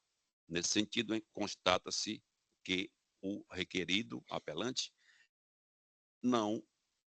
que o requerido não extrapolou o direito, o requerido ora apelante não extrapolou o direito à liberdade de expressão, uma vez que exerceu tal prerrogativa enquanto fiscalizador de outra pessoa política, aliás. Não pode a liberdade de expressão do agente político durante o exercício de seu ofício restar engessada. E eu faço, senhores, aqui eu cito um julgamento do Supremo Tribunal Federal, artigo 53, imunidade parlamentar, ofensas em entrevistas a meios de comunicação de massa e em postagem na rede social. A vinculação da declaração com o desempenho do mandato deve ser aferida com base no alcance das atribuições dos parlamentares. As funções parlamentares abrangem, além da elaboração de leis, a fiscalização dos outros poderes e, de modo ainda mais amplo, o debate de ideias, fundamental para o desenvolvimento da democracia. Recurso extraordinário 600.063, relatado pelo ministro Roberto Barroso. Relator para o acordo, ministro Roberto Barroso. Tribunal Pleno, julgado em 22/2/2015. Imunidade parlamentar. Parlamentares em posição de antagonismo ideológico.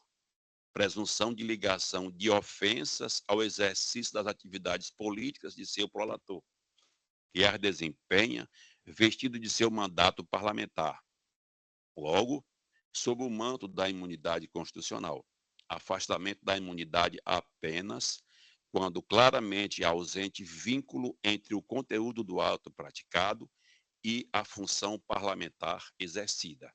Precedentes, inquérito 3.677, relator para o acordo, ministro Teori Zavascki. Tribunal Pleno, julgado em 27/3/2014. Ofensa proferida por senador contra outro senador, nexo com o mandado suficientemente verificado. Fiscalização da coisa pública, críticas a antagonista político, inviolabilidade. Absolvição por atipicidade da conduta. É uma ação ordinária 2002, em que foi relator ministro Gilmar Ferreira Mendes. Senhores, com estas considerações, senhores, eu dou provimento ao recurso para afastar a indenização ora proferida pelo primeiro grau. É o voto, senhor presidente. Pois não, desembargador Carlos, como vota a eminente desembargadora Regina? Pois não. Desembargador Emanuel, como vota? Senhor presidente, parabenizo aqui o doutor Galzínio pela sustentação oral. O senhor já conhece qual é o meu pensamento com relação a esse ponto, né? Então, eu mantenho para ser mais objetivo. Você nessa diverge. Divergindo, Para dentro manter daquele pensamento que eu já externei por diversas vezes aqui. Pois não. Então, a apelação, nós temos que aplicar até do 442. Vamos aplicar logo, não é? Sim. É matéria já muito sedimentada. Alguma objeção, colegas? Não, eu gostaria de trazer alguma coisa por escrito, possivelmente. Vossa Excelência que fosse. Quer para... Que fosse. Então, não, nenhum problema, Badamão. Então, vamos. Se trata de uma apelação, a decisão está por maioria, já que o eminente desembargador Emanuel diverge do relator para desprover a apelação. O julgamento fica suspenso para a aplicação da TEC 942. Já pedido do eminente desembargador Emanuel, voto divergente. A decisão sobre a TEC 942 fica para outra oportunidade, para a semana. Tá bom? Então, julgamento suspenso. 18. Isso. Dia 18. Ciente, Vossa Excelência. Então, vamos prosseguir, colegas.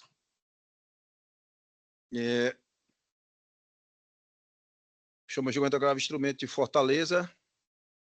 Gravante Ilka da Silva Menezes Acioli. Agravado Paulo Alceu de Pinho Rego Vieira. Senhor presidente, eu não vou falar mais não, viu? Eu estou falando demais, viu? Não, tá ótimo. Resumiu bem, Vossa Excelência, com fundamento. O número 39 SAI 064-4116-42-2024-806-0000. Relativo de desembargador Emanuel. Requeriu sustentação oral a senhora agravante Ilka, através do doutor Érico da Rocha Menezes, no AB 46.506, Ceará. Boa tarde, doutor Érico, tudo bem? Você não dispensa a leitura do relatório? Então, você está com a palavra. Desembargador Emanuel. Obrigado, Vossa Excelência, pela palavra. Inicialmente, desejo boa tarde a todos. Tarde. cumprimentando na pessoa do presidente, desembargador Francisco Mauro Ferreira Liberato, estendo meus cumprimentos aos serventórios da Justiça, aos desembargadores, aos colegas advogados. E eu queria começar essa sustentação oral, primeiro trazendo, né, uma explicação breve sobre o que se trata o processo. Na origem, é uma ação de oferta de alimentos promovida pelo senhor Paulo, alimentante, tendo como ré Josué, que é a criança, representado pela sua mãe, genitora Ilka, e na origem ele oferta apenas 10% de pensão alimentícia, 10% sobre seu salário, que supera os R$10.000. Ele é um servidor público federal, do TRT, da 13ª Região. Nós contestamos e a decisão que fixou os alimentos provisórios fixou os alimentos em 25%, apesar do nosso pedido ser de 30%. E aqui eu trago um questionamento, e não uma afirmação no começo, que é por que nós preferimos, enquanto sociedade, proteger os homens e não as crianças. Por que protegemos sempre os rendimentos dos homens com o argumento da subsistência? Quando a família está junta, quando o casal está de fato casado, está em união estável, geralmente todos os rendimentos são utilizados em prol da família. Os homens, com um orgulho extremamente machista, inclusive, muitas vezes se gabam de que trabalham, só eles trabalham, e têm condição de sustentar a família sem a mulher precisar trabalhar. Mas é engraçado que assim que o relacionamento termina, assim que a união é desfeita, esse orgulho cessa e prontamente os homens fazem todos os cálculos possíveis para que a pensão alimentícia seja o mínimo possível. Todos os cálculos matemáticos são feitos, de modo que existe até um certo tabelamento em alguns lugares, de que se há um filho é 15%, se existem 2 filhos seria 20%, e apenas com 3 filhos, 30%. Um tabelamento que, de fato, não está na lei. O juiz de origem, como eu disse, fixou a pensão alimentícia em 25%, que não é um percentual ruim.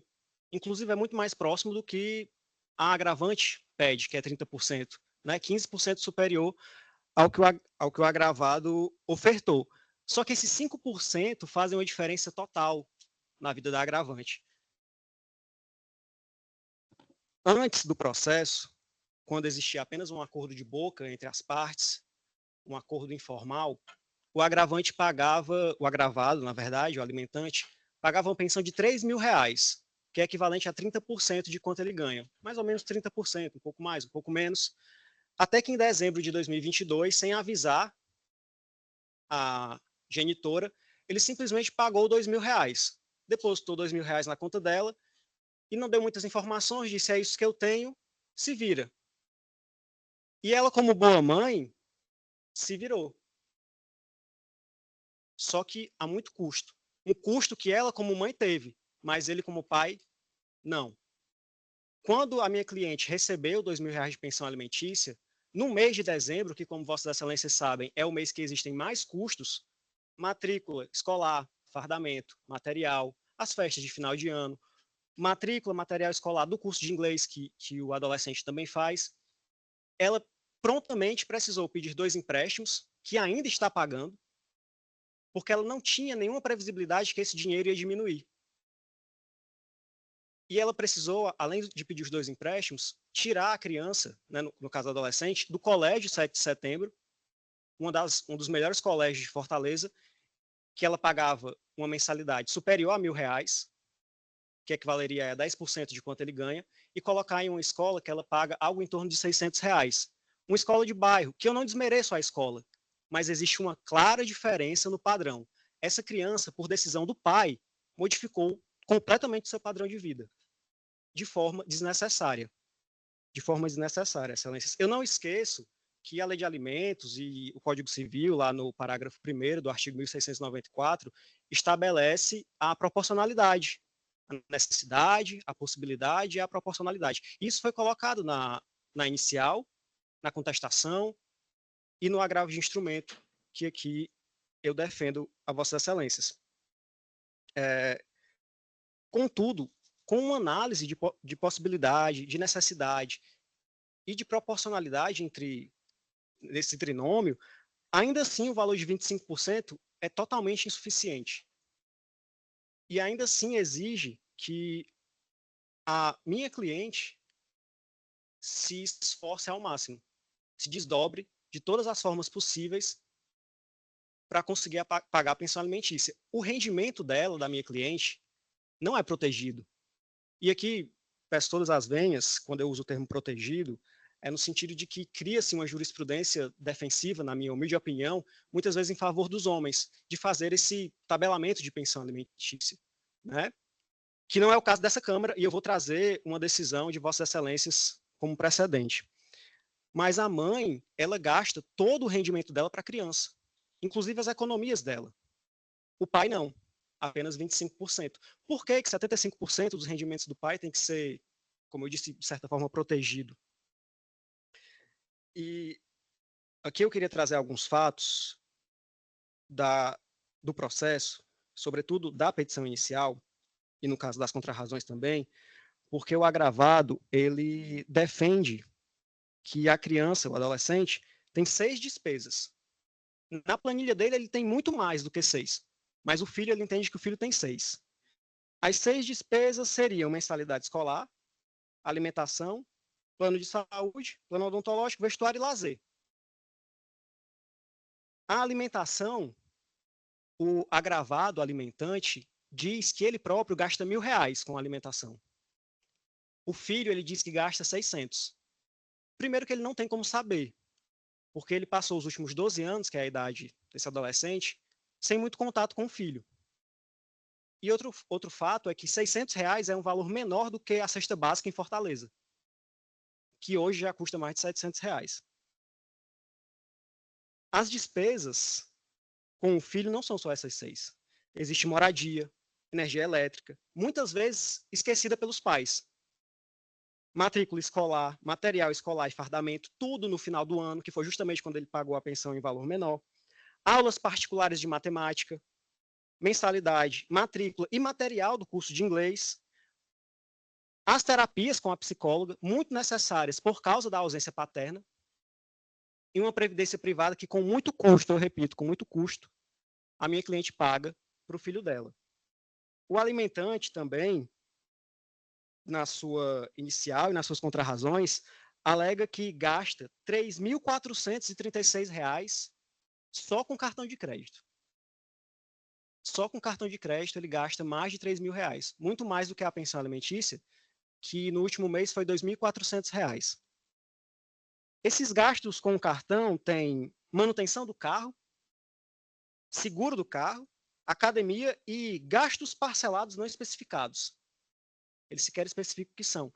Outro fato interessante sobre as despesas do agravado é que ele diz que tem um financiamento que o custa R$1.000 por mês. Mas ele ofertou na inicial R$980 para o filho. O filho dele vale para ele menos que o financiamento da própria casa. Não me parece, excelências, o razoável. E aqui eu queria trazer outro ponto, que é a obrigatoriedade da aplicação do protocolo de julgamento com perspectiva de gênero, que anteriormente, quando surgiu, era apenas uma recomendação, mas de acordo com a resolução 492 de 2023, é obrigatório, e Vossas Excelências têm aplicado em processos, inclusive como o meu, como o que defendo aqui hoje. E o protocolo de julgamento com perspectiva de gênero, ele é muito mais do que, como eu disse, uma orientação ou uma aplicação obrigatória formal.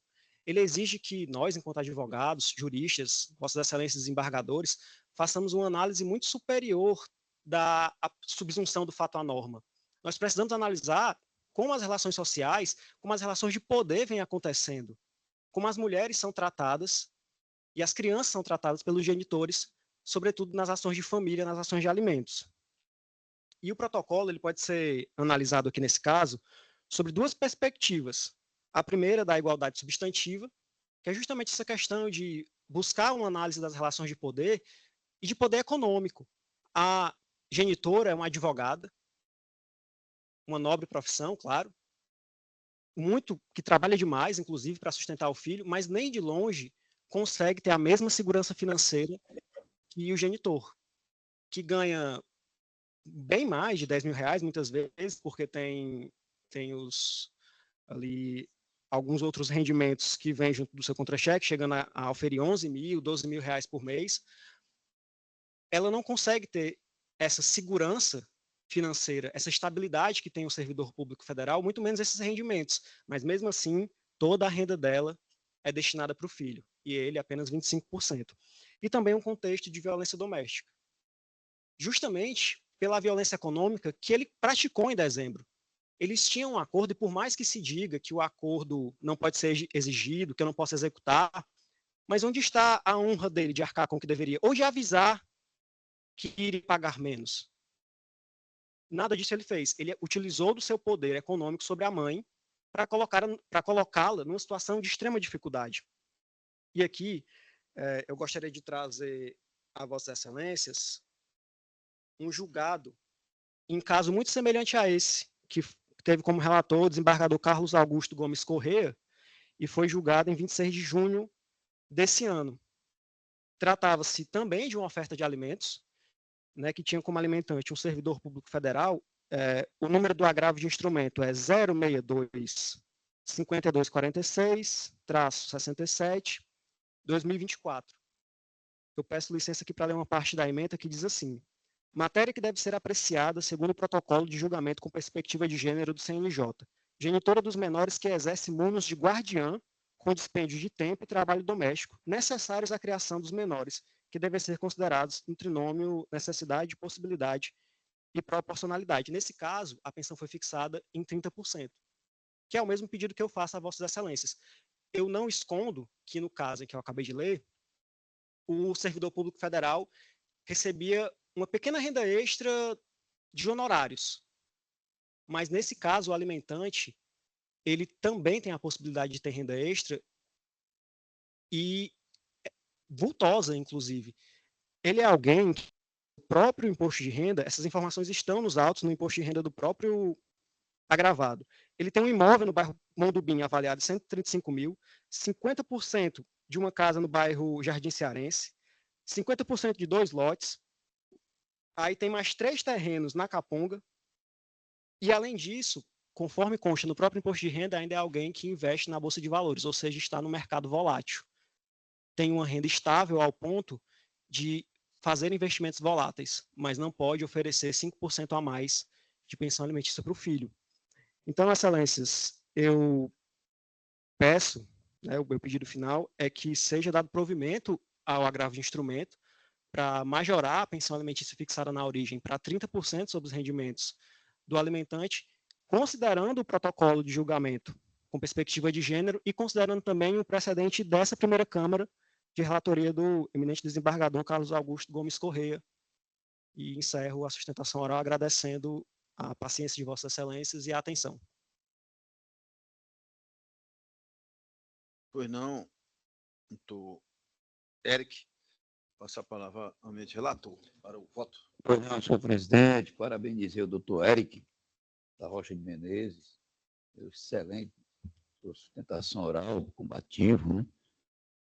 Mas, senhor presidente, foi arbitrado alimento provisório de 25%, Vossa Excelência está lá já no sistema provisório, teve a oportunidade de ver e analisar, como também o narrador Zé Ricardo Vidal Patrocínio, e isso inclui esses 25% dos vencimentos e as vantagens, como sempre, né? Terceiro, abonos de gratificações de qualquer natureza, hora extra, verba rescisória, seguro-desemprego, e se exclui apenas aqueles descontos previdenciários e imposto de renda quando se houver. Essas outras rendas que, porventura, se o alimentante tiver, será visto na dilação probatória. Certo? Mas aqui o que se pode ver no caso a questão das reais necessidades do alimentante, né, ou melhor, do alimentado, e a capacidade ou possibilidade do alimentante. E para ser mais sucinto, objetivo, sem a dilação probatória não é possível analisar de uma forma mais ampla essa necessidade e possibilidade de um e do outro. Então, é como voto senhor presidente, mantendo o que já foi definido nos 25%, que é recurso conhecido, no caso, e desprovido. Não, embaixador Manuel, também cumprimento o doutor Eric. Só lembrar que eu fiz aqui bem rapidinho, né, resumindo bem, mas o foto tem 11 laudas. Pois não. Desembargador Emanuel, Leite Albuquerque, eu cumprimento Vossa Excelência, doutor Eric da Rocha de Menezes, parabenizo Vossa Excelência pela judiciosa sustentação oral, bastante aguerrida, firme, forte, né, como deve ser nas sustentações orais. Mas, doutor Eric, eu peço licença a Vossa Excelência para acompanhar o eminente relator. Não é? Isso é uma matéria muito importante, alimentos. O nome já está dizendo, né, desembargadora Regina? É sobrevivência de um menor, que segundo os autos, só um menor, aliás, um adolescente, um menor, de 12 anos. E a primeira coisa, como bem disse aqui o voto do relator, nós estamos em sede de um agravo de instrumento. Porque essa firmeza, robustez, essa forma incisiva do agravante se manifestar é louvável, mas ela tem um tempo certo. Que é fato aqui, desse agravo instrumento, bem dito aqui pelo nobre relator, desembargador Emanuel, ainda há dúvida aqui, desembargador Emanuel, sobre as reais necessidades do alimentando e a real capacidade econômico-financeira do alimentante, em que pese ele ser servidor público federal e o salário dele, evidentemente, já consta aqui nos autos, em torno de 9, 10 mil reais. Um pouco mais, um pouco menos, né, o que consta aqui. Então, nesse contexto aí de uma ausência ainda escorreita da necessidade mais ou menos exata, nunca é exata, né, desembargadora Regina? Você que foi de uma vara de família, julgou muito isso também, mas um valor aproximado de quanto o adolescente precisa, de quanto o alimentante pode despender a título de pensão alimentícia, deixando, evidentemente, uma reserva para a sua própria sobrevivência. Eu quero dizer que 25% dos rendimentos desse senhor, no momento, eu não tenho como deixar de acompanhar o eminente relator, que é um montante razoável, proporcional, que traz dignidade, tanto à mãe quanto ao próprio adolescente. Então, não vejo como ausente uma prova ainda para se modificar, desembargador Manuel. E, evidentemente, o juízo ACO, ele fica livre. Né? Após a instrução completa, que é sumária, né? É diminuta o nosso espectro de atuação, mas lá no juiz não, vai colher tudo. Não. Aqui o alimentante, doutora Luzanira, ele tem o que Vossa Excelência usou até a expressão, ele pode vir a ganhar. Pode vir a ganhar não é ganhar, né? Efetivamente. Então, isso pode ser e vai ser muito bem esclarecido na instrução, na cognição ampla, né? Total do feito. Então, e nós sabemos, a contribuição tem que ser tanto do pai como da mãe, né? Então, por hora, eu acho, convenço-me em uma cognição dessa não ampla, que a balança está correta. Não era se fosse 10%, não há foi uma diferença. oferecido, né? Isso. De 25 para 30, pode ser, sim, depois da instrução, pode até ser que o juiz se convença de que 30% é mais adequado. Mas, por hora, eu acho que está bem calibrada, a balança está normal, não está pendendo nem para um lado nem para o outro, ela está equilibrada, aí porque eu acompanho, todo respeito a Vossa Excelência, o eminente relator e essas singelas palavras. Badoso Ricardo. Senhor presidente, eu quero cumprimentar também o doutor Eric pela judiciosa sustentação oral, mas eu comungo também do mesmo pensamento de Vossa Excelência e do eminente relator, no sentido de que a causa demanda um aprofundamento cognitivo E isso só haverá de ser feito perante o juízo de primeiro grau, em que as necessidades do alimentando e as possibilidades do alimentante certamente deverão afluir a partir do exame e do aprofundamento cognitivo da questão. Acompanho o eminente relator. No nome de Bador Zé Ricardo, anuncio o resultado do julgamento. Agravo instrumento conhecido e não provido. Obrigado, Decisão excelência. sem discrepância de votos.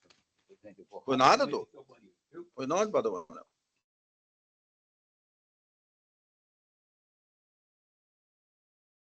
Então, chamo a julgamento. Relatriz Bador Manuel, temos que se aguardá-lo aqui.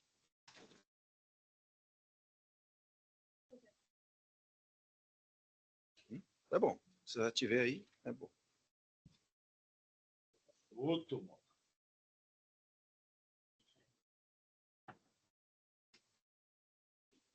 E aí, irmão?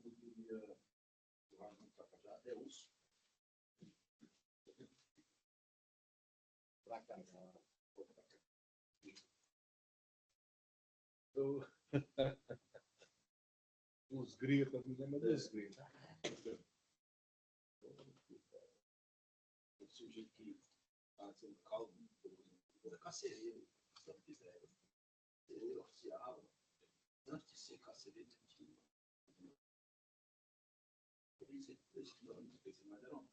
lanchonetezinha. Isso que é manual. Ele fazia diariamente.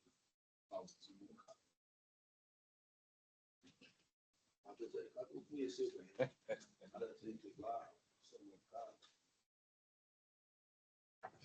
passa ligeiro, né?